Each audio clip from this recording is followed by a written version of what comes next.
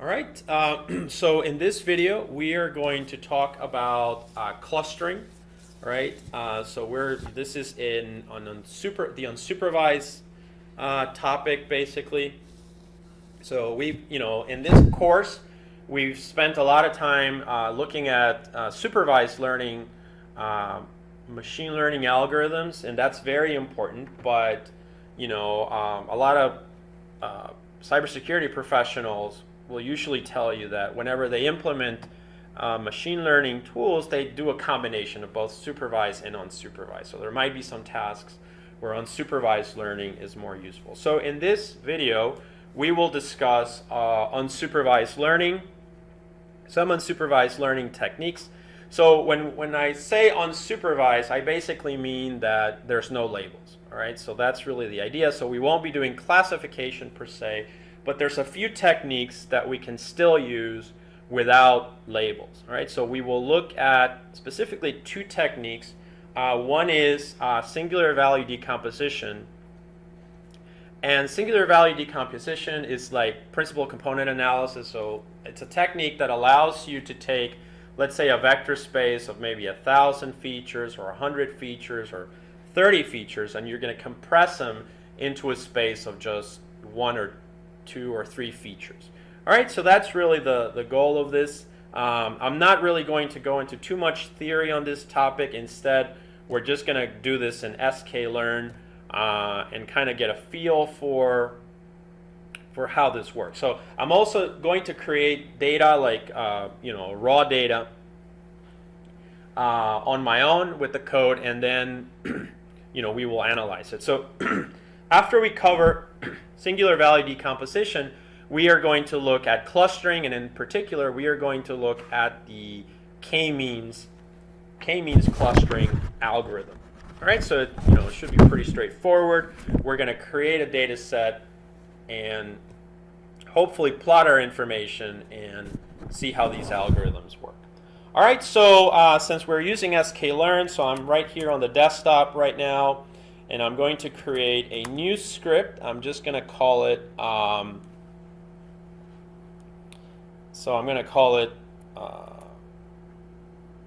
unsupervised, let's say. So I'm going to do this lowercase unsupervised.py.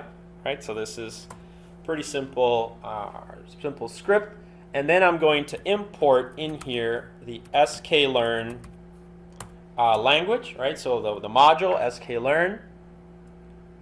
I'm also going to import singular value decomposition. So sklearn from sklearn.decomposition. So decomposition. I'm going to import truncated SVD. So truncated SVD is the version of SVD. It's a little bit of the math that makes it truncated SVD, but as I said, I don't want to get into the math of singular value decomposition. It involves a little bit of linear algebra concepts, and so we're just going to use it as a tool. If time permits later on, I may create a video on the theory of it, but as I said, I think with the example it'll become obvious what I'm doing with the data and hopefully the usefulness of singular value decomposition.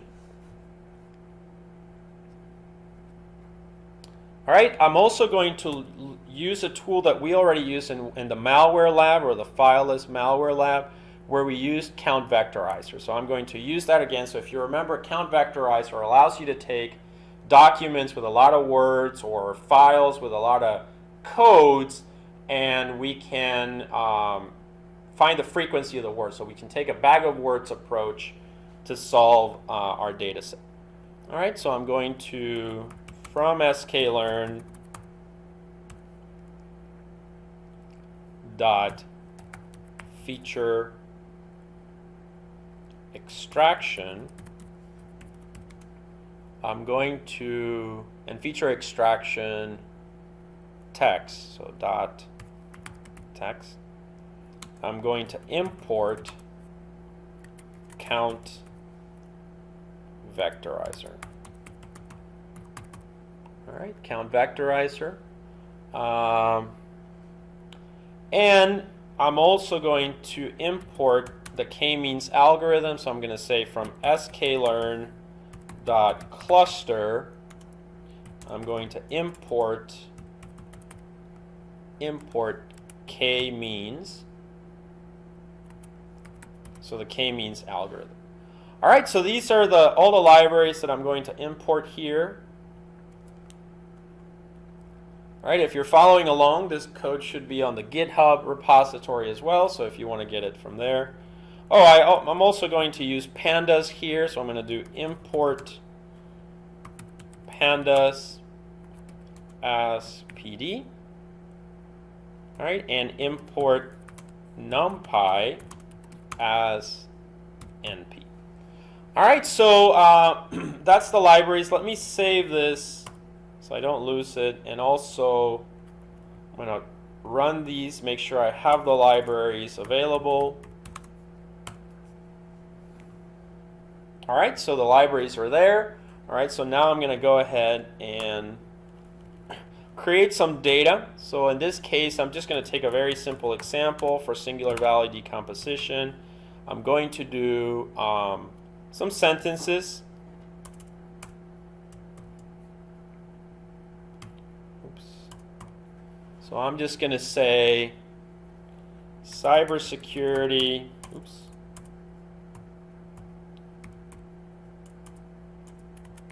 Cybersecurity is super fun.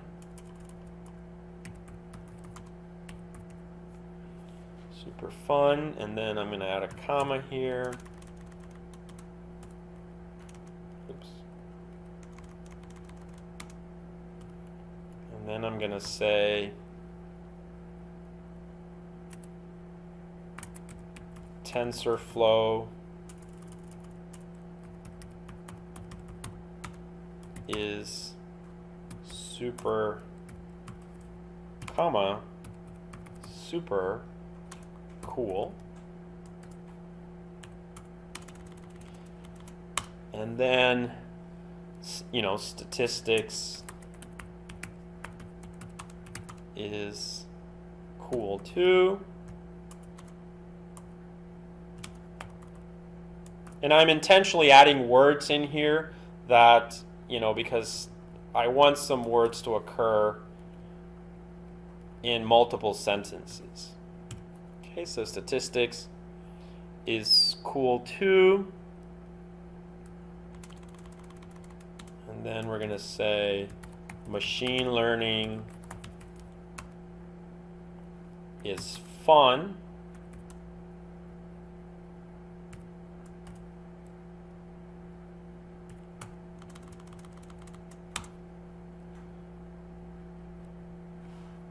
Python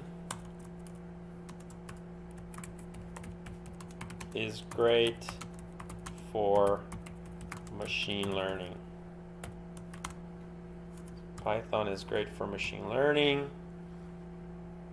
And then, so if you notice, all of those sentences were of a specific topic. All right,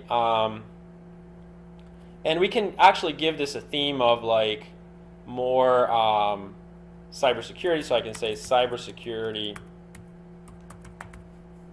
is cool too. Right, and then machine learning is fun for cyber security.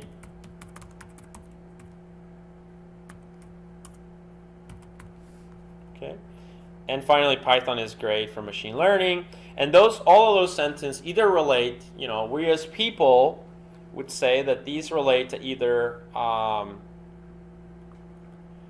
you know, we as people would say that these sentences, these 5 sentences relate to either cybersecurity or machine learning data science. All right, and then I'm going to add another set of sentences, 2 more. And I'm going to say, I like,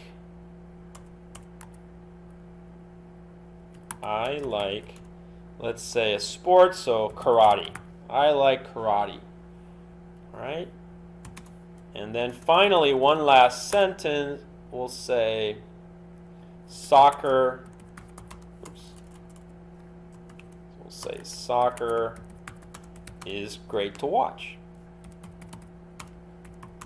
All right, so if you notice, these last two sentences really don't relate at all to machine learning or data science or cybersecurity. Instead, they relate to sports, but you're talking about things that you think are great or fun, etc. So you say, for instance, soccer is great here, and then you also say Python is great. So that word is common to a sentence from the data science group and then to a sentence from the sports group. Okay. All right. So now this very simple data set is what we're going to analyze. So if you notice, we have 7 sentences. 1, 2, 3, 4, 5, 6, 7 sentences. All right, and now we are going to process this data. So the first thing we're going to do is use count vectorizer. Okay, so we're going to create vectorizer, which will be count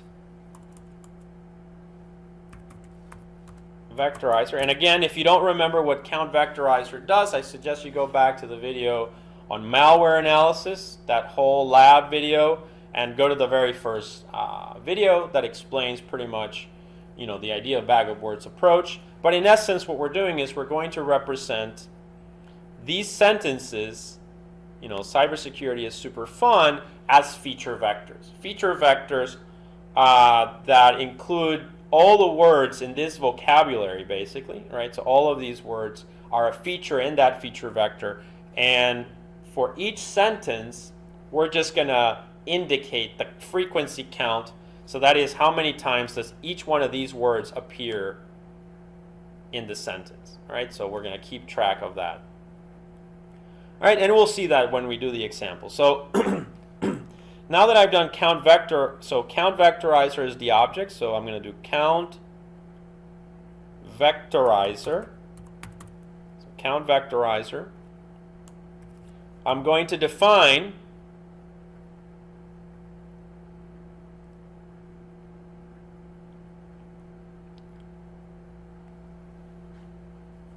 the number of times, the minimum number of times that a word should appear in a document. So I'm going to say min df equal 1. So every word should appear at least in one document or sentence. All right, then I'm going to remove stop words. So stop words are words that are very common so that they don't provide really any value. So for instance, like words like the, right? So those words don't really provide much meaning, and so we can take those out. And so that's what you do here by typing stop words equal English. All right, so I've created the vectorizer. Now I'm going to apply vectorizer to the example. All right, so this is my data set, right? I'm going to create then DTM, data frame, equal vectorizer dot fit underscore transform, and I'm going to apply that to the example. So I apply this to my example, and now I'm just going to print the result. So I'm just going to say, using pandas, I'm going to create a pandas data frame, pandas data frame. All right, and it takes in as input DTM dot to array,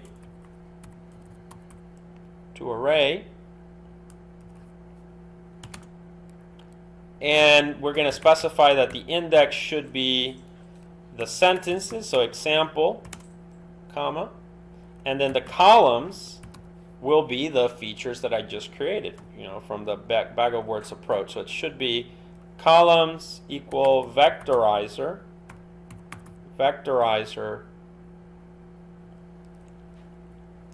dot get feature names. So let me actually move this down. So I'm going to do the backslash here.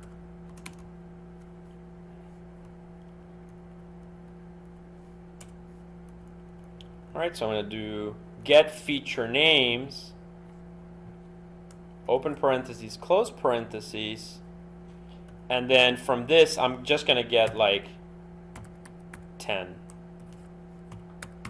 All right, so the top 10 most frequent or something like that. All right, so once I've defined this, we should be able to see it. So let me add a print done here so that we know that the code ran.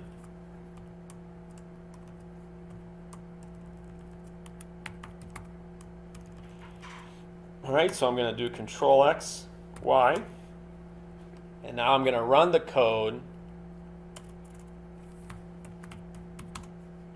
Python unsupervised. All right, and there you go. So you can see here, it looks really nice, right? So I created a little matrix of 7 rows, right? The 7 sentences by 15 columns, right? So the top 15 words, or something like that. So here you can see, and then I'm just showing like a few of them. So that's my matrix data, and then now if you look here, so every sentence, like cybersecurity is super fun, has now been converted into a bag of words approach feature vector like this one, right? So here we can see, for instance, the word cool does not appear in that first sentence. Cyber does appear. Fun appears. Super appears. TensorFlow does not appear. Watch does not appear, and so on, right? So that's basically the idea. Another example is here for the second sentence. TensorFlow is super, super cool. We can see that the word super appears twice. TensorFlow appears once, and so on. So that's one of the easiest ways to go, if you have a whole bunch of documents. And this is exactly the approach that we took for the malware analysis lab. So we had there a whole bunch of log files, and we converted them into the feature vector representation. So now that I have this, there's other things that I can do, right? So one of the things that I can do is I can take this data set that maybe has 15 words. So if you remember, like the malware analysis lab, for instance, had, I think, 1,000 keywords. So it had 1,000 features. But maybe you have one that has 50,000 features. And so now if you have 100,000 records by 50,000 features, that becomes a really large matrix. So wouldn't it be nice if we could do something so that we could take that matrix that is 100,000 samples by 50,000 columns and map it to 100,000 samples by 2 columns. And then maybe by doing that mapping, okay, maybe we lose some information. So whereas with 50,000 features, we have 100% of the information. If we map that to a smaller space of, say, 2, maybe now we only have 85% of the information. So we lost 15% of the information, but that 85% may actually be enough for us to do good enough machine learning. So that's what this technique is about. This technique it's a compression technique. Excuse me. It's a compression technique. It's a compression technique that allows us to take, a matrix of really large size, like 100,000 by 50,000, and compress it into a smaller matrix of 100,000 by, say, 2 or 3. Whenever we have a matrix that has 2 or 3 features, it also means that we can plot it and view it, so that's a good thing. But this is very useful for whenever you have memory issues or anything else, right? So you want to compress the data.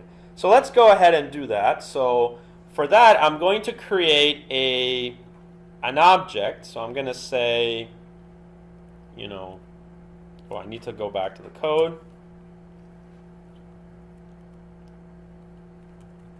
So let me create a new object here. So I'm just going to say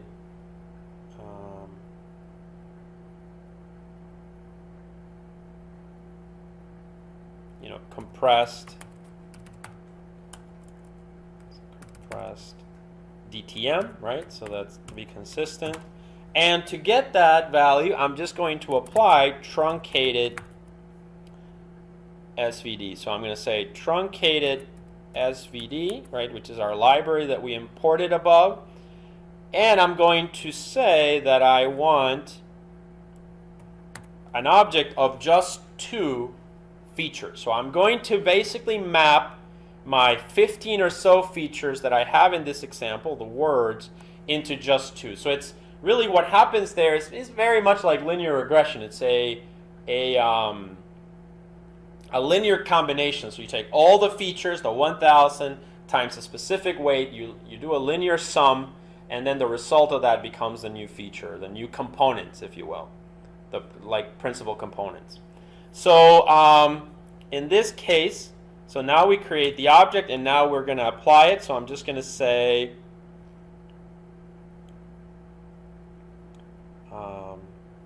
actually this is, let me just say compressed SVD. I'll change that name. And then here I'm going to call this one compressed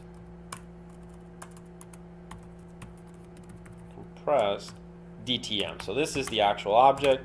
So now I'm going to apply compressed SVD, and I'm going to say dot fit transform,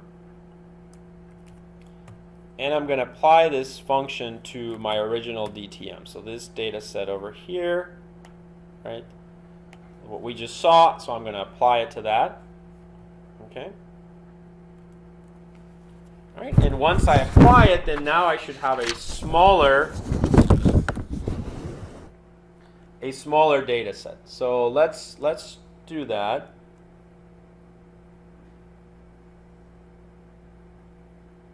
All right, another thing we might want to do is we might want to normalize the data at this point. All right, so normalization is usually good. So let me add another library here. So this is a good point to do that. So let's do from sklearn dot preprocessing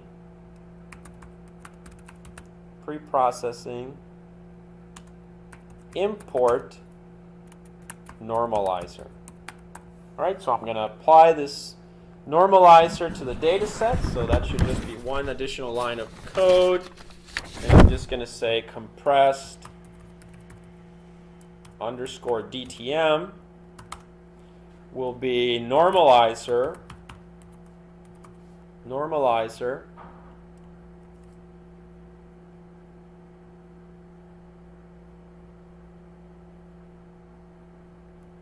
set copy to false dot fit transform, and we're going to apply this to compressed DTM. All right. Once we've done this, we can just go ahead and once again print the data frame. So now we're going to have both data frames, except that one will be the data frame with the original features, all the words, and the other one will be the data frame with just the compressed features. So now we print pandas.dataframe. So pandas.dataframe. And I'm going to do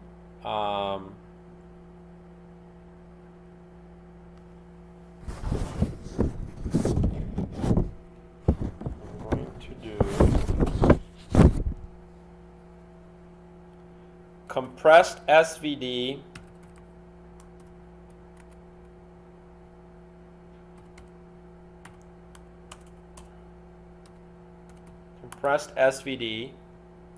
dot components. All right, so this will print out the components that we just created. So that's going to be components underscore. We're going to specify for the index this time that we want. We created 2 components, right? So there's no more notion of the words. Now we just have. Remember, it's like we took 15 words and mapped them into a space of just 2 features. So we can call them whatever we want. So let's call it component 1, and then we can do comma component 2, right? You could call it feature 1, feature 2, whatever you want. All right, comma. Let's add a backspace, or sorry, the backslash. All right, and then we can do columns, and columns will be equal to, so columns will now be equal to the features, right? So we're going to basically plot how the features mapped here. So I'm going to do count columns equal vectorizer dot get feature names. Get feature names. All right, and there you go. So that should be enough for us to print something here. So let's go ahead and run this code. So I'm going to do Control X, Y. I'm going to run it. All right, and as you can see now, we've taken the sentences that we had originally with in the bag of words approach, and now we have mapped it to this new matrix that is size 2 by 15. So that means that all of these words have been mapped to this component, for instance. Right? So that's somewhat useful. But what we really want is we want to see these sentences, right, as represented by the two feature vectors. Right? So that's the next thing that we're going to do. So we can go back to the code. Right? So we can go back to the code here. And now we're going to take, so we want to represent, we can even say here, we want each document, or sentence in this case, each sentence is now represented by two features, which are the components. All right, so that's what we're going to do in the following code section. So to do that, I can print the data frame like this. So I'm going to do pandas.dataframe, right? And then I'm going to take compress DTM underscore DTM, comma, and now the index is still going to be the sentences, right? So example. This doesn't have to be in a list. It's already a list. Example. And then the columns will now be the principal components. So columns will be, let's say, let's call it feature 1, comma, feature 2. All right, so that's how we can do this. So let's go ahead and run this code now. Okay, I'm going to do a clear here. All right, so now I'm going to, and actually let me go back to this. I don't want to print the mapping of words to features, so I'm going to comment that out. All right, and I just want to print those two. So if I run the code, oops, I have a typo. Oh, it's this. All right, so now I'm going to go ahead, run it again. All right, and there you go. So this is what I was talking about. So with singular value decomposition, you can go from, each sentence represented as a feature vector of size 15. Let's say we're using a vocabulary of 15 words. So, or each sentence represented as a vector of just 2. features, where these two features are a linear combination of the 10 original features, right? So based on the, the singular value decomposition technique, we don't really want to get into the specifics of the math or the theory of it, just really to know as a data science practitioner that you can do this, right? You can go from this to this, and the advantage of this is that now, well, it's obvious here, whereas the matrix here is 7 by 15, now our matrix is 7 by 2, right? So it's a smaller matrix in size, and so that's a huge advantage.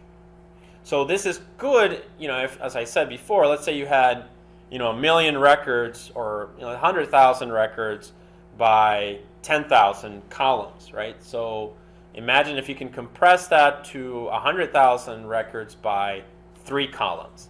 And really, the technique is so good that you do lose some information, but it's only like 15%. So it's still, out of the original 100% information you had, now you still have 85%. And so that tells you that that may be enough for your machine learning. That's going to save you, time and money and resources in memory and in everything else. So it's certainly a good technique to know about. There's more to singular value decomposition than this, but I really, I was just planning on covering this for now to kind of give you an example of unsupervised techniques. So notice that in this technique, we never had to use labels, right? This has nothing to do with labels. This is just the feature vectors themselves. So this is basically the X matrix, not the Y matrix. And this is still just the X matrix, but a little bit more compressed. Okay? Now, the advantage of this is that you can, whereas before you could not plot this, so you were not able to plot this matrix, now that the matrix is compressed, you can plot it. All right, so that's the next thing that I'm going to do. So I'm going to create a little plot of this. So let me go back to the code. And so now we're going to use matplotlib to visualize this. And this is where clustering kind of comes in, right? Because the idea would be, wouldn't it be nice if we could cluster these 7 sentences into nice little groups?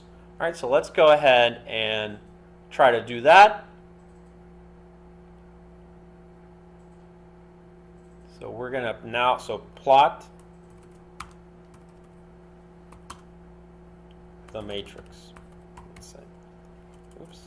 So to plot this matrix, we are going to need to extract the data. So I'm going to do, I need, because there's 2 features, right? So I can just use a 2D plane, Cartesian plane. So I'm going to have xs and ys, or just x and y. So I'm going to say x and y. I could also say x1 actually and x2. So let me do that. All right, and now I'm going to use a list comprehension in Python, basically. So I'm going to do for w in compressed DTM, right? So remember, this is a matrix of 2 columns, right? So right now I'm reading every row, and I need to grab just one of the columns in each row. So what I'm going to do is I'm going to say W0, and that gives me the first column. All right? And so I save all of that in X1. Then I do the same for X2. So I'm going to say, create the list comprehension again for W in compressed. So for W in compressed DTM, so underscore, compressed DTM. So now I'm going to take out the W1, right? So one, every iteration I grab either column 1 or column 2.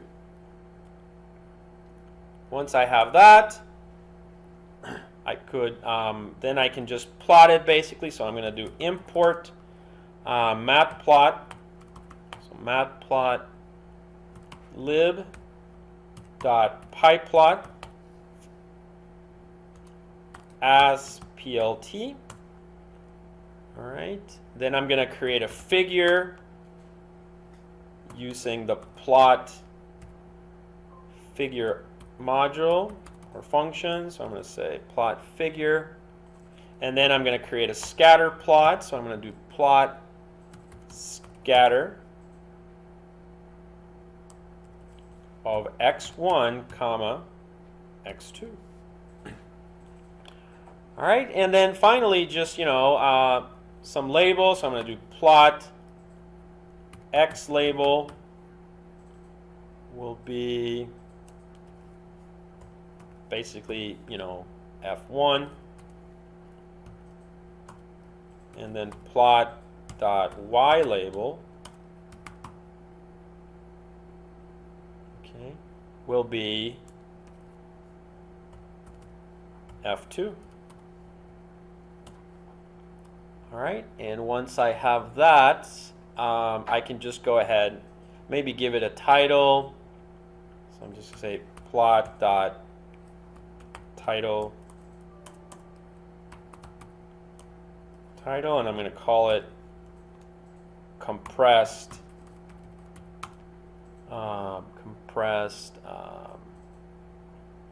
data.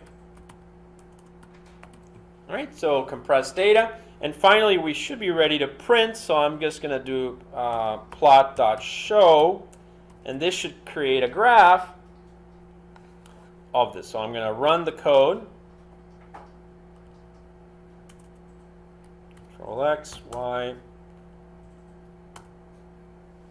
All right, and there it is. So I've created the little graph here, and this graph then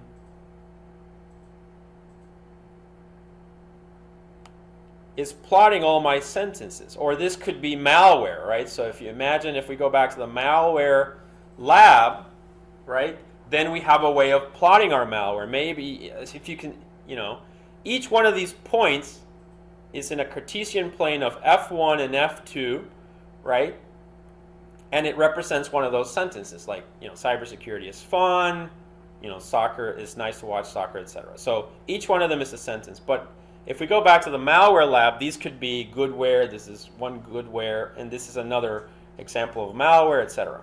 So the advantage of this is that now these points, graphically, we can see that there's basically 3 clusters, right? So we can see that this is kind of a cluster, and this seems to be a cluster, and that seems to be a cluster. So that's what unsupervised learning is about. It's about discovering these clusters that we see here. If we just wanted 2 clusters, then it would probably select this as a cluster and that as a cluster. If we say 3, it'll probably select this, that, and that.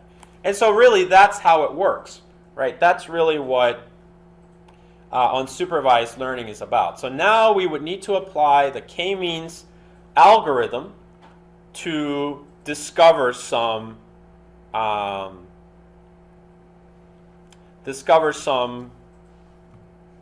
clusters, basically. So let me do that. So I can close the graph now.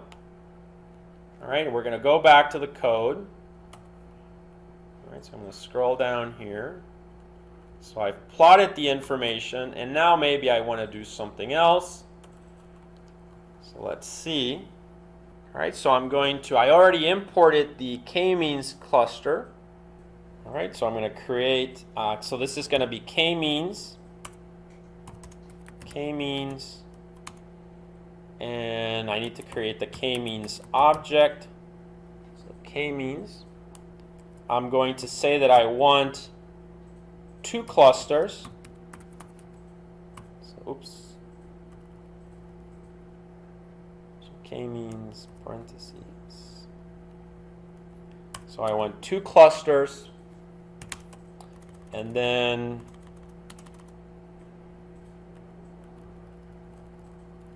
I'm going to say that the initialization should be random. So that basically means that, the k-means cluster, how it works is that it picks 2 starting points on the graph, right? And it picks them at random, and then from there it starts looking for the clusters until it finds them.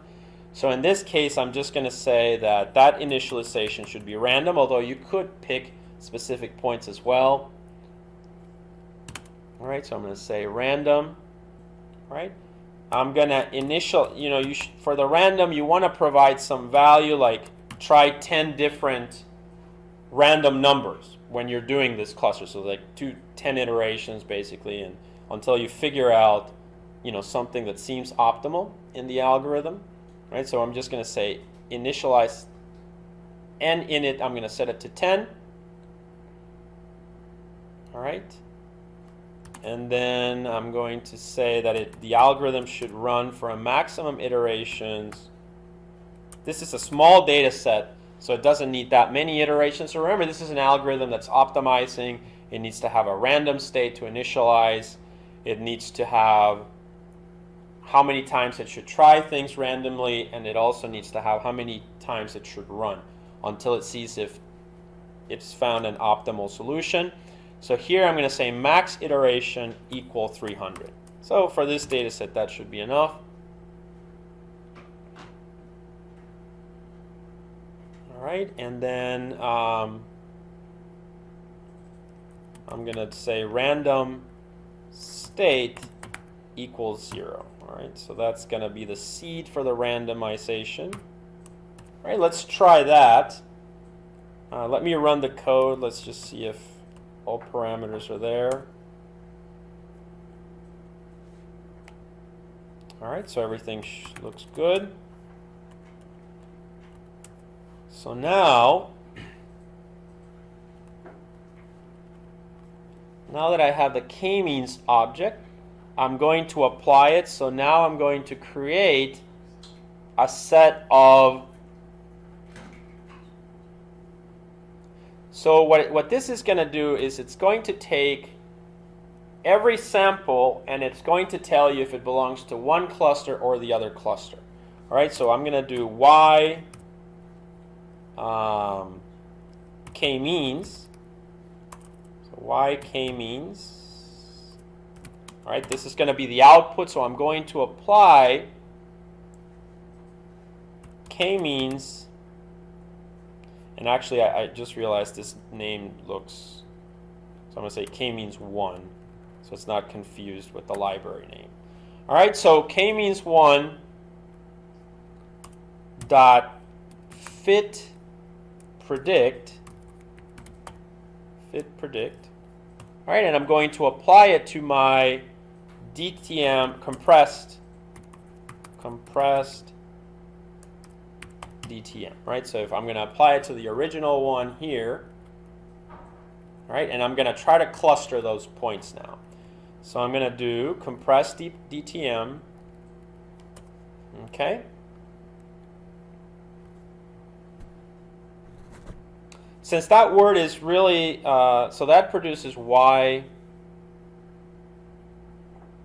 k-means.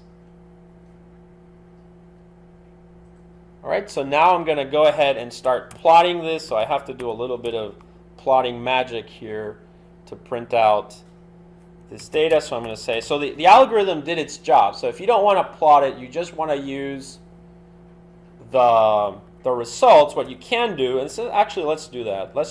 We're going to plot it, but first let's just print out what's in. So print out y k-means. All right, so we're going to print out y k-means. So I'm going to do Control X, y. All right. And there you go.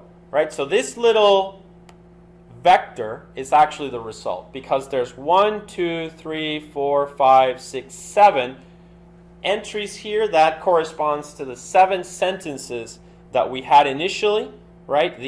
Basically these 7 sentences. And now we've just clustered our data, right? So most of it was clustered as 1 and 2 of them were clustered as 2. So it made the decision on its own to do this. So now, however, it's hard to interpret like this, so we really want to plot it and see what it looks like. So let's go ahead and do that. So again, I'm going to create, so I'm going to call plot dot scatter. So plot dot scatter. I'm going to take the original data in compressed DTM,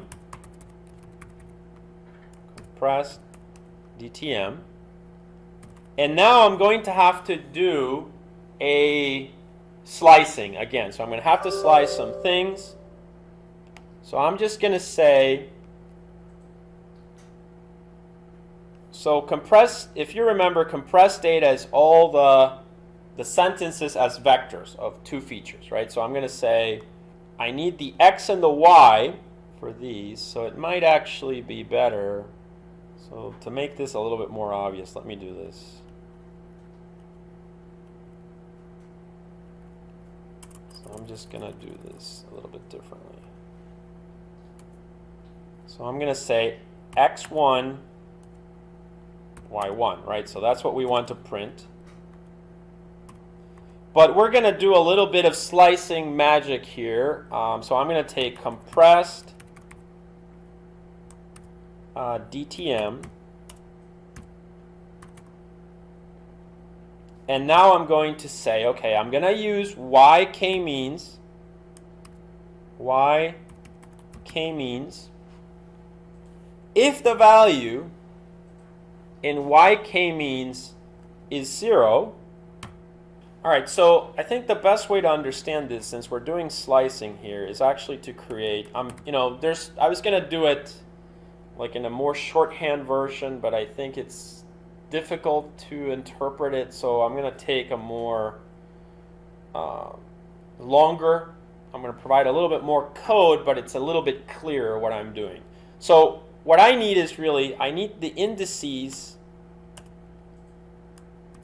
cluster 1, and I need the indices cluster 2.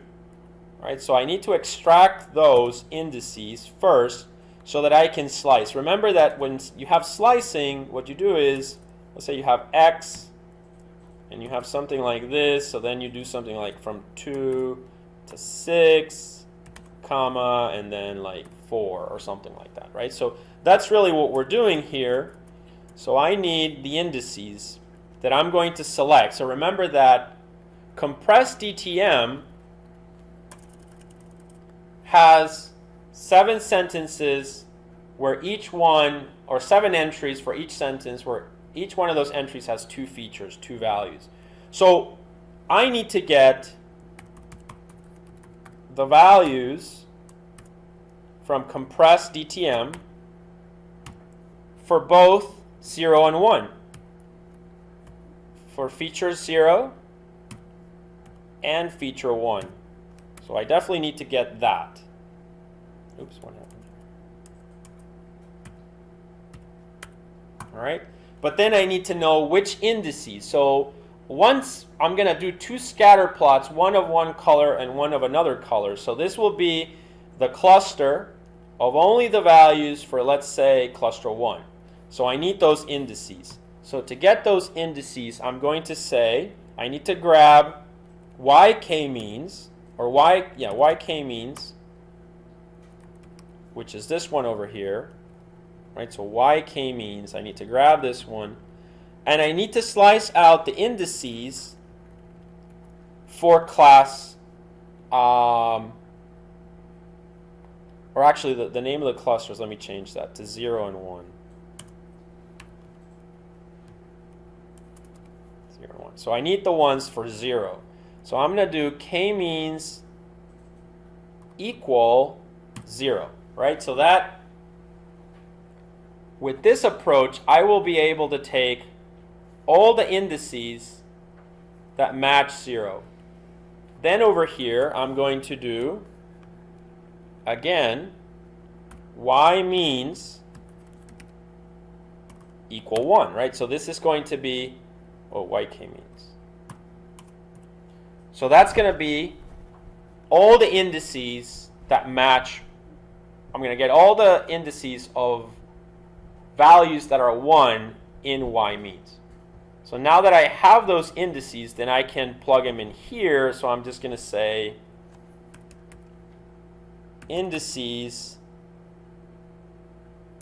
C0. And here I'm going to do indices C1. All right, so that, I think that should be pretty clear. So now I'm grabbing the indices that belong to cluster 0 from compressed DTM, and I'm grabbing column 0. Then over here I grab column 1 for all the indices. Oh, this should be C0 actually. It's the same. C0. They're both C0. So really what I want is, yeah, so actually to even more clear, let me delete this. I'll type it up below when I do that second cluster. All right, so maybe I'll add a little bit more here, like this is cluster 1, or cluster 0, sorry, it's cluster 0, all right. So I extract from y means the indices of the values that are 0. I save them in indices C0. Then from compressed DTM, I need to grab columns 0 and 1 for only those indices that belong to cluster 0. So that's what I have in x1 and y1. So now that I have these, I can just add these here. So I'm going to say x1 comma y1. All right, then I'm going to, these parameters just have to do with like the color of the cluster, etc. So I'm going to say the size is 50, and then the color should be, you know, light green. So I'm going to do light green. And then the marker is a star. And then we're going to label this as cluster 1. So label this as cluster 1. All right, so cluster 1, and that's it. So that's the first cluster. Then all we have to do now is repeat this process. So I'm going to do, you know, cluster 1 here, or actually to be more consistent, let's call this one cluster 0. All right. So now cluster 1. Okay, I'm going to repeat the exact same process. I need indices for cluster 1 now, which will be y underscore means, but in this case it's going to be equal 1. So equal 1. Right, once I have that, then I can do, again, x1, y1. So now I'm going to say compressed DTM, and I'm going to select indices for C1.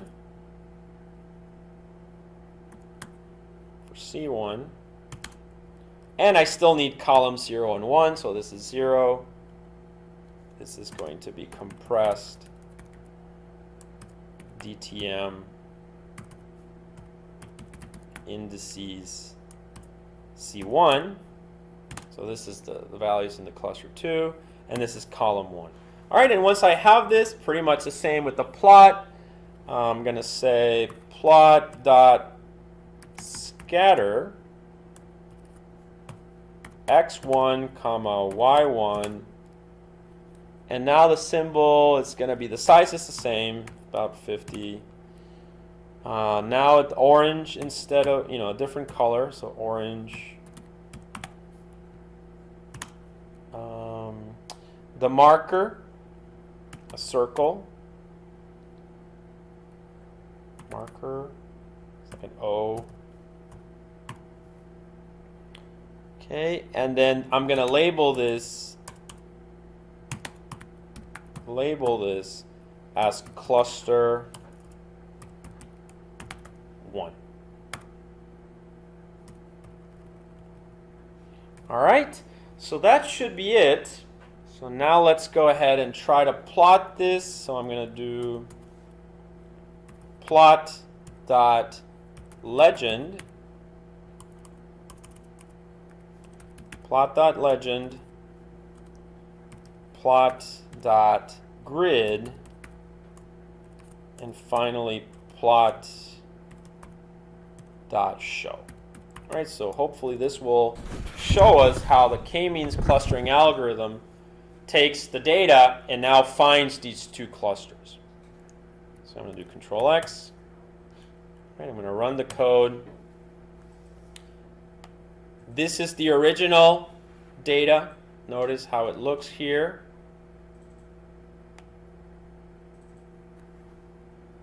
Okay, I got an error, so okay. Let me see.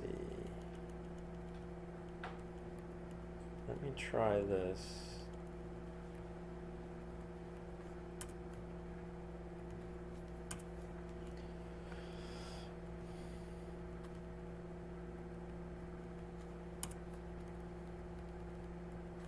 Let's try this again.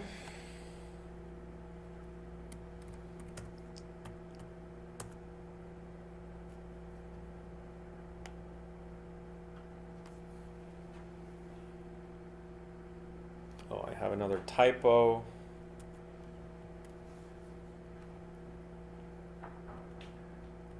So this should be YK means.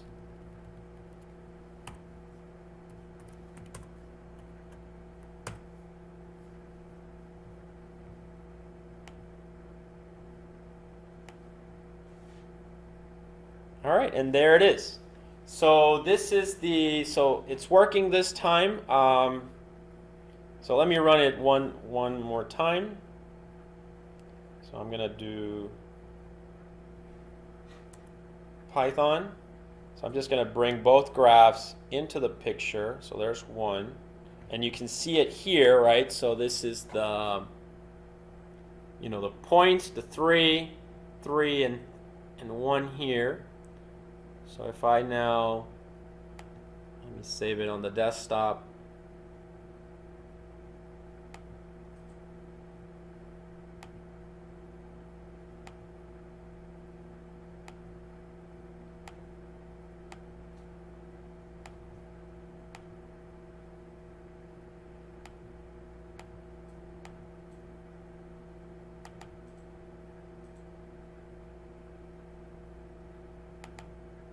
Okay, so that's going to be figure 1. All right, and then here's the other one, so I'm just going to save it on the desktop as 1. All right, so I have both of them. Code ran. So let me now open both. Okay. And there you can see there's one. And here's the other one. And you can see, so this was the original one with the 3 points. You can see the 3 points here, this point here, those 2 points here, and a point at the top. Excuse me. So we built, we used an algorithm that had, we wanted 2 clusters. So basically it created that cluster and that cluster, right? So it basically grouped this, and we could intuitively look at this and draw. If we're only creating 2 clusters, I had originally said that I was going to do this and then this. And it kind of came out like that, except that this 1 point was added to this other group.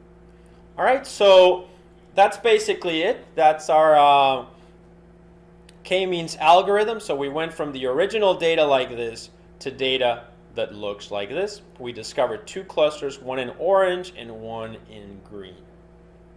All right, so I will just quickly summarize the code. So basically, you know, we created, here's the unsupervised learning code. We used a k-means clustering algorithm. Remember, this is unsupervised learning. We had no labels.